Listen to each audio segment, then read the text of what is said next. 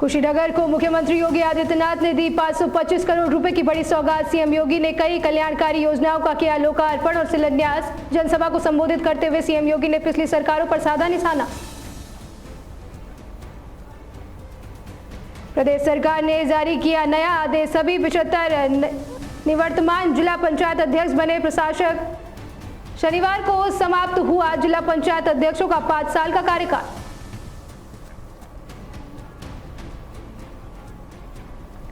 लखनऊ के अलीगंज हादसे वाली इमारत पर एलडीए की बड़ी कार्रवाई। अवैध बिल्डिंग पर चस्पा किया ध्वस्तीकरण का नोटिस। अवैध निर्माण को हटाने के लिए भवन मालिक को दिया गया 15 दिनों का समय।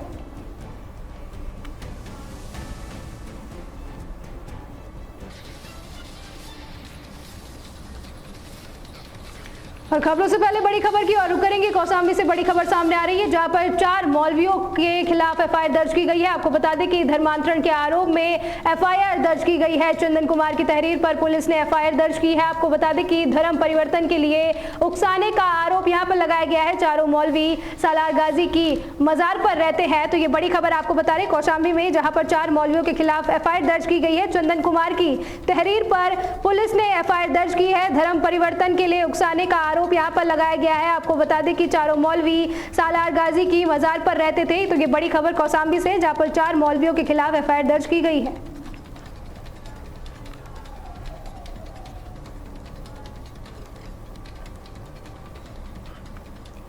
चलिए खबरों की ओर रुख करेंगे। मुख्यमंत्री योगी आदित्यनाथ ने कुशीनगर के टेकवाटर पहुंचकर जिले को लगभग 525 करोड़ रुपए की 466 विकास परियोजनाओं की एक बड़ी सौगात दी। इस दौरान उन्होंने कुशीनगर, रामकोला और हाटा विधानसभा क्षेत्रों के लिए कई कल्याणकारी योजनाओं का लोकार्पण और शिलान्यास किया। जनसभा को संबोधित करते हुए उन्होंने पिछली सरकारों पर निशाना साधा और कहा कि पहले सत्ता में बैठे लोगों की लापरवाही के कारण मुसहर जाति के लोग भूख से तड़पते थे और बच्चे इंसेफेलाइटिस का शिकार होते थे।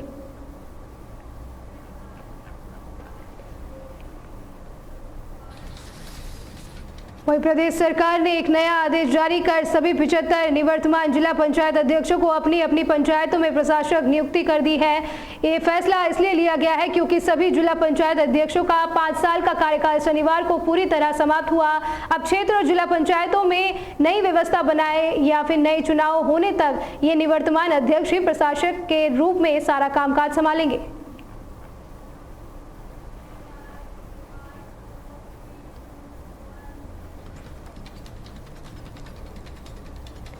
लखनऊ के अलीगंज हादसे वाली इमारत पर लखनऊ विकास प्राधिकरण ने बड़ी कार्रवाई करते हुए उसकी ध्वस्तीकरण का नोटिस चस्पा कर दिया है। प्राधिकरण का आरोप है कि इस भवन का निर्माण पास किए गए नक्शे का उल्लंघन करके गलत तरीके से किया गया था। जोनल अधिकारी माधवेश कुमार के नेतृत्व में की गई इस कार्रवाई के तहत 15 दिन का समय दिया गया है, जिसके बाद 25 जुलाई को इमारत को गिराने का अंतिम फैसला लिया जाएगा।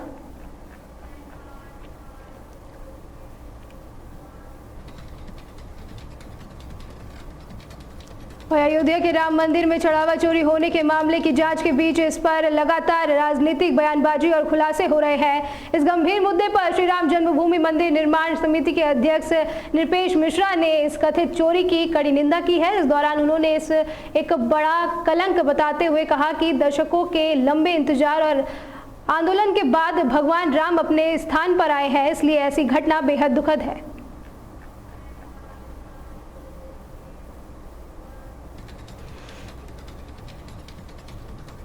रायबरेली के रतापुर से गल्ला मंडी तक की जर्जर सड़क को लेकर तहलका डिजिटल द्वारा प्रमुखता से खबर दिखाए जाने के बाद जिला प्रशासन हरकत में आ गया है। जिला अधिकारी सरनीत कौर बोरका ने स्थानीय लोगों को आश्वासन दिया है कि अगले 2 महीनों के अंदर इस सड़क का निर्माण कार्य हर हाल में पूरा कर लिया जाएगा।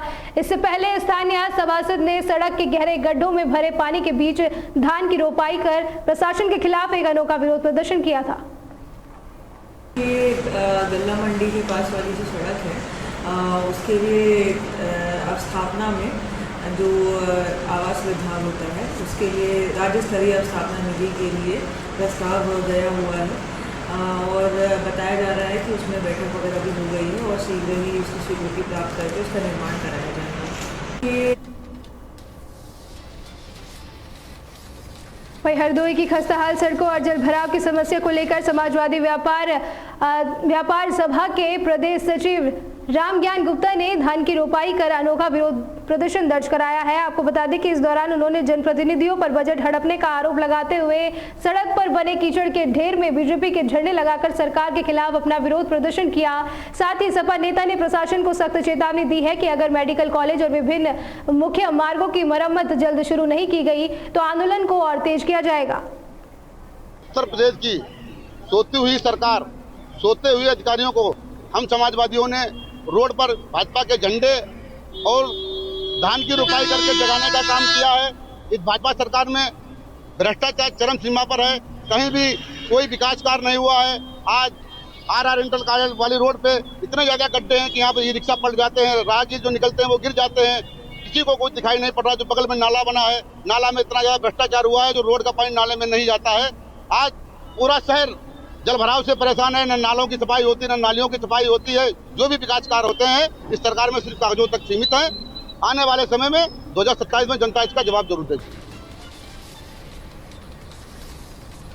बदायूं के दलित वाल्मीकि बस्ती के सार्वजनिक रास्ते को दबंगों द्वारा ट्रैक्टर से जोतकर बंद किए जाने का एक मामला सामने आया है। बस्ती के स्कूली बच्चों ने बताया कि रास्ता बंद होने से उन्हें खेतों के कीचड़ से होकर स्कूल जाना पड़ता है और रास्ते में धमकियां और गालियां भी सुननी पड़ती है। हालांकि राजस्व टीम ने मौके पर पहुंचकर चकमार्ग की पैमाइश की है और ग्राम प्रधान को मिट्टी डलवाने के निर्देश दिए हैं, लेकिन ग्रामीणों का आरोप है कि दबंगों के डर से रास्ता अभी भी पूरी तरह नहीं खुला है। हम इस वक्त मौजूद हैं ग्राम चक्री नंगला में। सहसवान तहसील में ये गांव पड़ता है। यहाँ की एक बहुत गंभीर समस्या है। 1 जून के लिए यहाँ का रास्ता गांव के ही दबंगों ने जोता। ये यहाँ पे देख सकते हैं आप, ये बस्ती है, यहाँ पर लगभग 100 परिवार रहते हैं और ये गांव है। इस गांव को जोड़ने वाला एकमात्र रास्ता है। यहाँ पर देखिए, ये अभी फिलहाल में यहाँ पर पानी भरा हुआ है। इसमें इनके बच्चे पढ़ने जाते हैं, कीचड़ से होके जाते हैं, कपड़े गंदे करते हैं, अपनी किताबें गंदी करते हैं। काफी चौखटें खटखटाई, लेकिन किसी प्रशासन ने आज तक भी इसका हल नहीं निकाला। इनको सिर्फ कागजी तौर पर इन्हें रास्ता है, लेकिन यहाँ पर कोई रास्ता है नहीं, खुल नहीं रहा है। आते हैं जिला प्रशासन से, कानी गोए, नेकपाल वगैरह ये सब आते हैं और नाप के चले जाते हैं। उनके सामने वो लोग धमकी देते हैं, गाली देते हैं, दीवार लगा लेंगे, बंद कर देंगे, नहीं निकलने देंगे। हम लोग ऐसी जगह कोई नहीं छोड़े, यहाँ पर नहीं भागे। जिला से लेके, तहसील से लेके, थाने से लेके, डीएम, एसडीएम, हर किसी के पास भाग लिए, हर किसी की चौखट खटखटाई, किसी ने आज तक हमारी नहीं सुनी। 1 जून के लिए ये रास्ता बंद हुआ है। जब से आज 40 दिन हो गए, हम लोग बहुत परेशान हैं। निकलने के लिए कहीं से हमारे लिए रास्ता नहीं और हमारी जानों को धमकी दी जाती है कि मार देंगे, नहीं निकलने देंगे। हम लोग कहाँ जाए, क्या करें? पानी भरी है, कीचड़ है, इसमें हमारे बच्चे गिर जाते हैं, पढ़ने को नहीं जाते हैं, किताबें खराब हो जाती हैं। हम लोग क्या कर सकते, कहाँ जाएं? स्कूल जाने में क्या परेशानी होती है बताइए? ये रास्ता नहीं है, इसमें क्या दिक्कतें होती हैं? बहुत दिक्कत होती है। जब हम जाते हैं तो कीचड़ में हमारी किताबें सुन जाती हैं, हम कीचड़ में गिर जाते हैं। जब हम जाते हैं तो वो गालियाँ देते हैं कि यहाँ से मत निकलो। जाते हैं तो वो किताबें सुन जाती हैं, अभी गाली देते हैं, हम इधर से जाते हैं तो ये हालत है। मतलब ये है कि किसी एक विशेष समाज के जो लोग हैं उनके लिए, उनके बच्चों के लिए क्या षड्यंत्र रचा जा रहा है, क्या इसको किस वे में लिया जाए।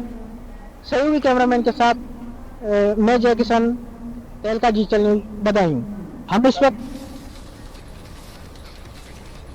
वहीं शाहजहांपुर के जिला अस्पताल में गंभीर रूप से घायल मासूम की नाजुक हालत को देखते हुए डॉक्टरों ने उसका पैर काटने की आशंका जताई थी। इस बात की जानकारी जब अर्नव सर्जिकल हॉस्पिटल के वरिष्ठ सर्जन डॉक्टर केपी गुप्ता को मिली तो उन्होंने तुरंत बच्चे को अपने यहाँ भर्ती कर उसका विशेष इलाज शुरू किया, जिसके बाद करीब 15 दिनों की देखरेख के बाद डॉक्टरों की टीम ने मासूम के पैर की सफल प्लास्टिक सर्जरी कर उसे बचा लिया, जिसके बाद एडीएम अरविंद कुमार ने अस्पताल पहुंचकर डॉक्टर की टीम की सराहना की है। गुप्ता साहब को तो मैं बहुत बहुत धन्यवाद देता हूँ, स्पेशली ये और इनकी मिसेज, दोनों लोग हस्बैंड वाइफ डॉक्टर हैं और बेस्ट सर्जन मैं उनको कहना चाहूँगा कि ये बच्चे का हालात में, ये राहुल जो कि बहुत छोटा उम्र का है, ये अपनी ज़िंदगी के अंतिम स्थिति में था और क्योंकि इसका पैर सड़ गया था, उसके कई प्रकार के इन्फेक्शन हो गए थे। इसको पूर्व में भी कई 1-2 हॉस्पिटल में दिखवाया गया था, बट उसको इलाज सही से हो नहीं पाया, जिसके वजह से जो है ये जब किसी को पता चला तो डॉक्टर साहब अपने हॉस्पिटल में लाए, निःशुल्क तरीके से इसका ऑपरेट कराए। उसके बाद जो है पूरी तरीके से अपने ऑब्जर्वेशन में रखे हैं और बहुत अच्छा, मैं डॉक्टर साहब को सल्यूट करता हूँ। कर रहे हैं इस तरीके से हमको पता चला था। फिर उसके बाद वो बच्चा ये मेडिकल कॉलेज शाहजहाँपुर में भर्ती हुआ। भर्ती होने के बाद इसका 3 दिन वहाँ पे इलाज हुआ। इलाज के दौरान वहाँ पे जैसा कि बच्चे ने, उसके परिवार के लोगों ने और एक मीडिया कर्मी ने बताया कि उस बच्चे को वहाँ पर इलाज के दौरान ये कह कर के छुट्टी कर दी गई कि ये पैर अब सही नहीं हो सकता है, अब ये पैर काटा जाएगा और ये काम यहाँ पर मेडिकल कॉलेज में नहीं हो पाएगा, आप इसको लेकर के किसी अन्य मेडिकल कॉलेज जैसे कि लखनऊ या बरेली आप इसको ले जाएंगे। जब मेडिकल कॉलेज वालों ने, डॉक्टर्स ने, वहाँ के पैनल ने इस बात को कहा और मरीज की छुट्टी की। छुट्टी करने के बाद फिर एक मीडिया कर्मी थे, हम नाम नहीं लेना चाहेंगे उनका हमारे पास एक प्रार्थना पत्र आया और उन्होंने उस न्यूज़ को अटैच करके व्हाट्सएप पे मुझे भेजा कि भैया इसमें क्या हो सकता है, क्या आप इसमें कोई मदद इनकी कर सकते हैं। तो मैंने कहा कि भाई ऐसा है, इनका संपर्क सूत्र हमको दो और इनसे हमारी बात करवाओ और अगर कुछ संभव है तो पैर तो कभी भी काट सकते हैं, हम चाहेंगे पैर बचाने के लिए हम क्या कर सकते हैं। वही ज्योतिर्मठ के शंकराचार्य स्वामी अभिमुक्तेश्वरानंद सरस्वती अपनी गोष्ठी यात्रा के तहत उन्नाव पहुंचे, जहां उन्होंने गौमाता को राष्ट्रमाता का दर्जा देने और बीफ निर्यात पर पूर्ण प्रतिबंध लगाने की मांग की। मीडिया से बात करते हुए उन्होंने केंद्र और प्रदेश सरकार की नीतियों पर निशाना साधते हुए कहा कि गौ संरक्षण के नाम पर सिर्फ राजनीति होती है। इसके साथ ही उन्होंने अयोध्या राम मंदिर के कथित चोरी के मामले का भी जिक्र करते हुए निष्पक्ष जांच और दोषियों पर सख्त कार्रवाई की मांग की है। मैट्रिक टन मांस उत्पादन हो रहा है और सरकार बेच रही है। क्या ये जो चींटी को भी नहीं मारने वाले हमारे सनातनी हिंदू हैं, क्या उन्होंने पशु हत्या के लिए दिया था? आदित्यनाथ जी ने अभी तक जितना मांस उत्तर प्रदेश में अपने कार्यकाल में अपनी सरकार के माध्यम से बिकवा दिया है, 15 से 17 करोड़ पशुओं का मांस होता है। बताओ, जनता से हम पूछते हैं, जनता कहती है ना हमको तो ये पता भी नहीं है, ये कैसे हो गया। ना तो उन्होंने हमसे पूछा और ना तो लौट करके बताया। तो जनता को धोखा दे करके हमारा वोट लेकर के आप ये कर रहे हो और उसी मांस के बीच में गाय का मांस भी मिला करके बिक रहा है और हम चुप रह जाएं केवल इसलिए कि तुम्हारा कपड़ा गेरुआ है। हमारे यहाँ गेरुआ कपड़े से मतलब नहीं है, केवल कपड़ा नहीं देख करके तुम्हारा आचरण भी हम देखेंगे और तुम्हारा आचरण देखने के बाद हमने ये साफ समझ लिया कि तुम हिंदू तो कतई नहीं हो सकते हो। तो इसलिए वो जनता को बता रहे हैं और जनता भी कह रही है कि बात तो ठीक है, हमको तो भ्रम था लेकिन अब आपने दूर कर दिया। वहीं मिर्जापुर में आगामी रथ यात्रा को शांतिपूर्ण, सुरक्षित और सुव्यवस्थित ढंग से संपन्न करने के लिए नगरपालिका अध्यक्ष, सिटी मजिस्ट्रेट और एसडीओ ने मिलकर विभिन्न मार्गों का संयुक्त निरीक्षण किया। इस दौरान अधिकारियों ने यात्रा मार्ग की साफ सफाई, सड़कों की स्थिति, बैरिकेडिंग, पीने के पानी और सुविधा और बिजली यातायात से जुड़े इंतजामों की बारीकी से जांच की। साथ ही प्रशासन ने विशेष निगरानी रखने और पर्याप्त पुलिस बल तैनात करने के निर्देश दिए हैं। त्योहारों का सीजन चालू होने वाला है, व्यस्त बाजार का इलाका है। आज हम लोगों ने देखा जिस प्रकार से पटरियों के ऊपर लोगों ने अतिक्रमण कर रखा है, हमारे सफाई कर्मी नालियों की सफाई नहीं कर पा रहे हैं, कई जगह दिक्कतें आ रही हैं। मेरा निवेदन है कि अतिक्रमण हटाए, साथ ही साथ जहाँ पे पटरियों का काम नहीं हो पा रहा, जल निगम के अधिकारी है, जल निगम के अधिकारियों को भी मैंने फटकार लगाया है कि आप समय रहते सभी का हाउस कनेक्शन पूरा कर दीजिए, चाहे वो अमृत योजना पेयजल का हो चाहे सीवर का हो, जल्दी जल्दी हाउस कनेक्शन करिए, करके हमको एनओसी दीजिए ताकि हम अपनी पटरियों को ठीक करा सके, दुरुस्त करा सके। अच्छा, देखिए अभी हमने वहाँ देखा नवीन सिनेमा के आगे नई इंटरलॉकिंग हमारा लगा था पटरी का, उसको उखाड़ के फिर से बनाया जाए, तो काम कर रहे हैं जल निगम के द्वारा। ये सब चीजें मैंने सख्त हिदायत दिया है कि आपके ठेकेदार जो उस दिन हमारी बात हुई थी उसका पालन करें, सभासद और स्थानीय लोगों को बता के ही कहीं। आगामी दिवस में जगन्नाथ रथ यात्रा निकलेगी शहर में, जो परंपरागत रूप से हर साल होता आ रहा है। उस यात्रा को निर्विघ्न बनाने के लिए जो आवश्यक चीजें हैं उसे देखने के लिए वो निकले हुए हैं। ये सब जैसे जगह जगह गड्ढे हैं, तो ये संबंधित अधिकारियों को ये हमारे साथ ईओ है, जल निगम है, बिजली विभाग है, सभी को आवश्यक शाहजहांपुर के बारापत्तर चौराहे के पास एक तेज रफ्तार कार ने स्कूली बच्चों से भरे ई रिक्शा को जोरदार टक्कर मार दी। वहीं इस हादसे में ई रिक्शा में सवार सरस्वती शिशु मंदिर के 10 स्कूली बच्चे घायल हो गए, जिससे मौके पर अफरा तफरी मच गई। जिसके बाद स्थानीय लोगों की मदद से सभी घायल बच्चों को तुरंत सामुदायिक स्वास्थ्य केंद्र में भर्ती कराया गया है और पुलिस मौके पर पहुंचकर मामले की जाँच कर रही है। सुबह स्कूल के निकले थे, रिक्शा जा रहे थे, बारापत्तर मोड़ पे पीछे से 4 व्हीलर गाड़ी ने आके टक्कर मार, जिससे बच्चे गिर गए और कार रिक्शा पलट गया था।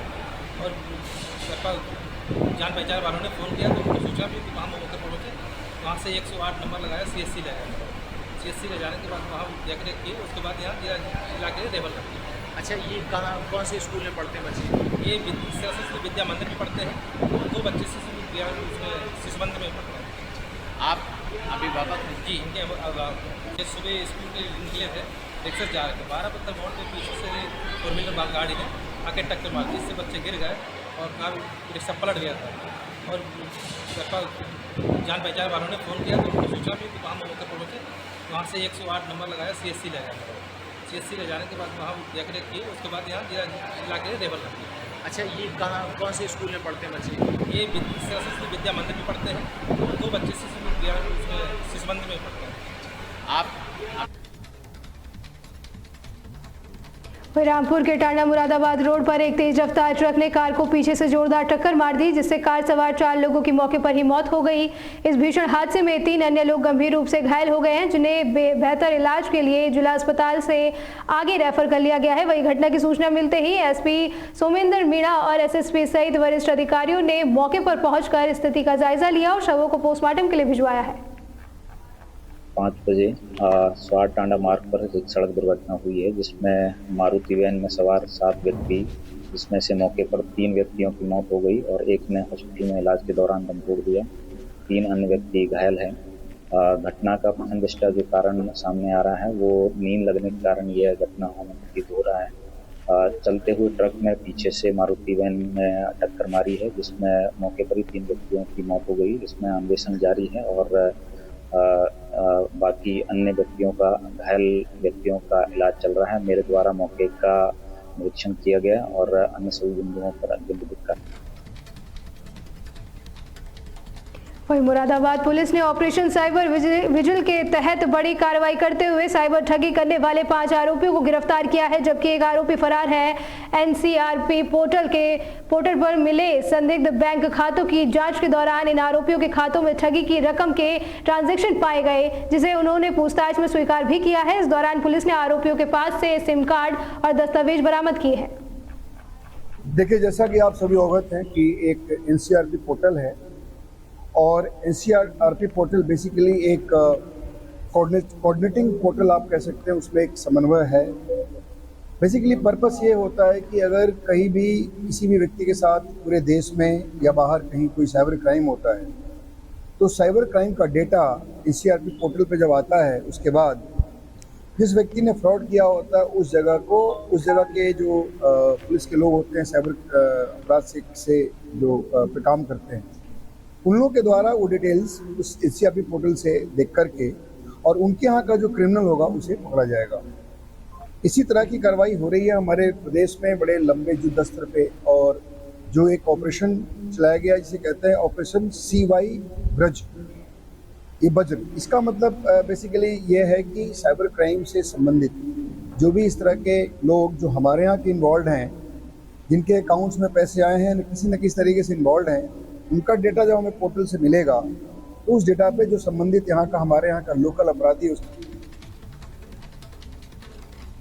वहीं सीतापुर के केथाभारी गांव में हुई महिला की हत्या का पुलिस ने सिर्फ 48 घंटे के अंदर खुलासा किया है। उसके प्रेमी को गिरफ्तार कर लिया है। पूछताछ में आरोपी ने कबूल किया कि प्रेम संबंधों में शक के चलते उसने गला दबाकर उसकी हत्या कर दी थी। अपर पुलिस अधीक्षक आलोक सिंह ने के अनुसार आरोपी पर पहले से ही हत्या, चोरी और आर्म्स एक्ट के तहत कई गंभीर मुकदमे दर्ज है और पुलिस ने उसके पास से घटना में इस्तेमाल मोटरसाइकिल भी बरामद की है। दिनांक 8 जुलाई को एक महिला की गला दबाकर हत्या की गई थी, जिसकी 9 जुलाई को रेनू नाम से पहचान हुई थी। इसके क्रम में पुलिस अधीक्षक सीतापुर महोदय द्वारा शिव नेतृत्व में एक टीम गठित की गई थी और हरगांव पुलिस ने आज अभियुक्त रामजीवन की गिरफ्तारी की है। रामजीवन ने इस बात को एक्सेप्ट किया है कि मेरे द्वारा गला दबाकर हत्या की गई, और रामजीवन को शक था कि इस महिला के उसके संबंध के अलावा अन्य लोगों से भी इसने संबंध बना रखे हैं। इस शक के कारण अभियुक्त द्वारा गला दबाकर हत्या की। वहीं मुरादाबाद के पागबड़ा क्षेत्र में हुई महिला और उसके बेटे की हत्या का खुलासा करते हुए पुलिस ने मृतका के देवर को गिरफ्तार कर लिया है। जांच में सामने आया कि महिला के पति ने अपने भाई के साथ मिलकर दोनों की हत्या की और पहचान छिपाने के लिए उसके चेहरे को जला दिया था। एसपी सिटी कुमार रणविजय सिंह ने बताया कि वारदात में शामिल मुख्य आरोपी पति अभी भी फरार है, जिसकी गिरफ्तारी के लिए पुलिस की कई टीमें लगातार दबिश दे रही है। यहाँ परसों मॉर्निंग में एक महिला के शव बरामद होने के बाद सूचना मिली थी। हम लोगों ने जाकर के वहाँ सारे एविडेंस वगैरह कलेक्ट किए थे। उसके बाद उसमें जो वैधानिक कार्रवाई है वो की जा रही थी। उसमें हम लोगों ने एफआईआर दर्ज कर ली थी। उसके बाद कल मॉर्निंग में फिर एक जो जहाँ पुराना घटनास्थल था उसके 500 मीटर की दूरी पे एक गन्ने के खेत में, जो सघन गन्ने का खेत था, उसमें एक 12 वर्षीय 13 वर्षीय बच्चे का शव मिला। और उसके बाद ये बड़ा प्रथम दृष्टया पता लग रहा था वहाँ पर कि ये दोनों जो डेड बॉडीज मिली हैं इनमें कोई ना कोई संबंध है। हम लोगों ने गहराई से हमारी टीमें लगा के छानबीन की। इसमें ये घटना हम लोगों ने इसका खुलासा किया है। इनफैक्ट ये जो डेड बॉडीज़ मिली हैं दोनों माँ बेटे की डेड बॉडी थी और ये दोनों पास के गांव मोढ़ा के ही रहने वाले थे। और ये एक जसराम नामक व्यक्ति, जो महिला है उनकी पत्नी थी और जो लड़का था उनका बेटा था। और ये जसराम और उसका भाई जयराम, यानी जो महिला मृतका हैं उनके पति और उनके देवर, इन दोनों ने मिलकर के इस घटना को अंजाम दिया है। इसमें हम लोगों ने जो उसका देवर है जयराम, उसको गिरफ्तार कर लिया है और जसराम अभी एट लार्ज है और हमारी टीमें लगी हुई हैं, उसको भी बहुत जल्दी हम लोग गिरफ्तार करेंगे। बेसिकली आपसी घरेलू विवाद को लेकर के और कुछ अन्य बातों को लेकर के जो पति था उससे हमेशा एक तरह से दोनों के बीच में विवाद चल रहा था और उसी के बाद दोनों ने प्लान करके एक बहुत ही प्लान तरीके से वहाँ ये लोग बाइक से उसको महिला को लेकर गए और खेत में उनकी हत्या करने के बाद उनको जलाने का प्रयास किया। वहीं मैनपुरी के महलोई गांव में साल 2017 में बकरियां बांधने के मामूली विवाद को लेकर एक युवक की पीट कर हत्या कर दी गई थी।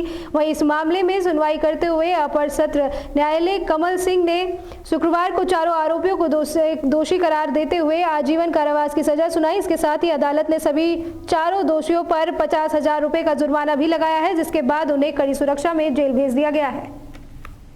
थाना औंचा क्षेत्र में आज से 9 वर्ष पूर्व हुए हत्याकांड के आरोपियों को आजीवन कारावास की सजा सुनाई गई है। 4 हत्यारोपियों को आजीवन कारावास की सजा अपर सत्र न्यायालय द्वारा सुनाई गई है, जिसके बाद पूरी कानूनी प्रक्रिया के तहत चारों ही हत्यारों को जेल भेजा गया है।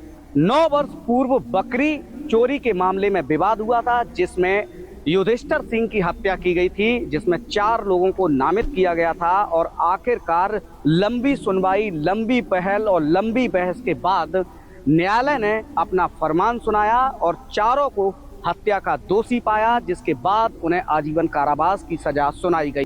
सजा उन्हें सुनाई गई है कि उन्हें उन पर झूठा मुकदमा लगाया गया है। जिस मृत्यु हुई है उनके हार्ट अटैक से मृत्यु हुई है और जो पोस्टमार्टम की रिपोर्ट आई है उसमें भी हार्ट अटैक ही दिखाया गया है। मुझे निर्दोष हटा दिया गया है और जज साहब ने भी जो फाइल पड़ी है उसमें कोई गौर नहीं किया है और ऐसे ही उन्होंने अनदेखी से फाइल मुझे सजा सुनाई। मतलब इनकी बकरियां थी वो हमारे पेड़ों को नुकसान पहुंचाती, उनको मना किया था हमारे पिताजी ने। इतने में ये लाठी डंडे लेकर आ गए और वहीं कमाने तोड़ने लगे। वहीं कौन लोग आ गए? ये मतलब का ना फरमान, साबिर अली, उरफान, बंटी, फुराज, पताई, 7 लोग। आज न्यायालय एफपीसी सेकंड मैनपुरी के द्वारा ये वर्ष 2017 का एक मैटर था, जिसका प्रकरण न्यायालय में चल रहा था, राज्य बनाम सत्तार अली, जिसमें 4 अभियुक्तगण सत्तार अली पुत्र अलीजान, इरफान पुत्र बाबुद्दीन, सुराज अली पुत्र अलीजान और बंटी पुत्र अलीजान, इन लोगों को माननीय न्यायालय द्वारा आज आजीवन कारावास के दंड से दंडित किया गया है और इन पर 65,000 रुपये का जुर्माना लगाया गया है। वहीं मुरादाबाद पुलिस ने दिल्ली से एक युवक को नौकरी दिलाने के बहाने बुलाकर अपहरण, मारपीट और लूटपाट करने वाले 5 शातिर आरोपियों को गिरफ्तार किया है। बता दें, आरोपियों ने पीड़ित को जबरन बुलेरो गाड़ी में बंधक बनाया और उसके साथ मारपीट की और डराने के लिए फायरिंग करते हुए बैंक खाते से पैसे ट्रांसफर करवा लिए, जिसके बाद पुलिस ने मुस्तैदी दिखाते हुए आरोपियों के पास से नगद 4 मोबाइल और वारदात में इस्तेमाल बुलेरो बरामद कर सभी को जेल भेज दिया है। महेंद्र कुमार जो जनपद फतेहपुर के निवासी हैं, उन्होंने आरोप लगाया कि उनके एक जानने वाले व्यक्ति ने उनको फ़ोन करके दिल्ली से यहाँ बुलाया और बुलाने के बाद उसको बेसिकली कैब से बुलाया और उसके बाद अपनी गाड़ी में उठा लिया और बैठाने के बाद नौकरी दिलाने के नाम पे बेसिकली उसको बुलाया गया और उसके बाद उसके जो पैसे वगैरह थे वो पैसे ले लिए गए और उसके बाद जो अकाउंट में पैसे थे वो ज़बरदस्ती ATM वगैरह के माध्यम से अपने अकाउंट में डलवा लिए गए। उसके साथ मारपीट की गई, जान से मारने की धमकी दी गई, उसके ऊपर डराने के लिए फायरिंग भी की गई। और ये जब सूचना हम लोगों ने हमारे पास आई, हम लोगों ने अभियोग पंजीकृत किया, उसका तत्काल हमारी टीम इस पर काम